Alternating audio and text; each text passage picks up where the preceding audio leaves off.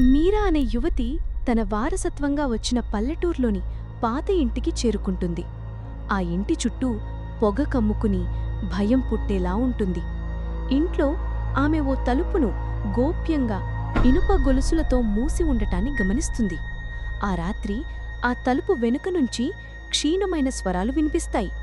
మీరా చెవి పెట్టగానే తనే మాట్లాడుతున్నట్టు భయపడుతుంది. తర్వాత నానమ్మ వారి పాత డైరీ కనిపిస్తుంది. ఈ గోడ వింటుంది, గుర్తుంచుకోండి, దానితో మాట్లాడవద్దు అని రాసుంటుంది. గోడలో పగుళ్ళు వస్తాయి, నల్లని ద్రవం కారుతుంది. ఎవ్వరూ లేని వేళల్లో అడుగుల శబ్దం వస్తుంది. బాత్రూం అద్దంలో మీరాకు తనలాంటే ఒక తెల్లటి భయంకర రూపం కనిపిస్తుంది. రోజుకో రాత్రి భయానకంగా మారుతుంది.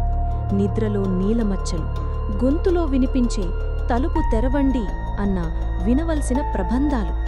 చివరికి భయంతో తలుపు పగలగొట్టి లోపలికి వెళ్లిన ఆమెకు గోడ మాత్రమే కనిపిస్తుంది. అలా ఆమె బయటకు తీసినది తననే పోలిన ఒక చీకటి నీడ. అది, నువ్వు నన్ను విడుదల చెయ్యకూడదు. తెల్లవారుజామున మీరా ఇంటినుంచి చిరునవ్వుతో బయటకు వస్తుంది. కాని ఆమె నీడ మాత్రమే కాస్త ఆలస్యంగా కదులుతుంది. అది ఆమె కాదు. ఈ వీడియో నచ్చినట్లయితే సబ్స్క్రైబ్ అండ్ లైక్ చేయడం మర్చిపోకండి.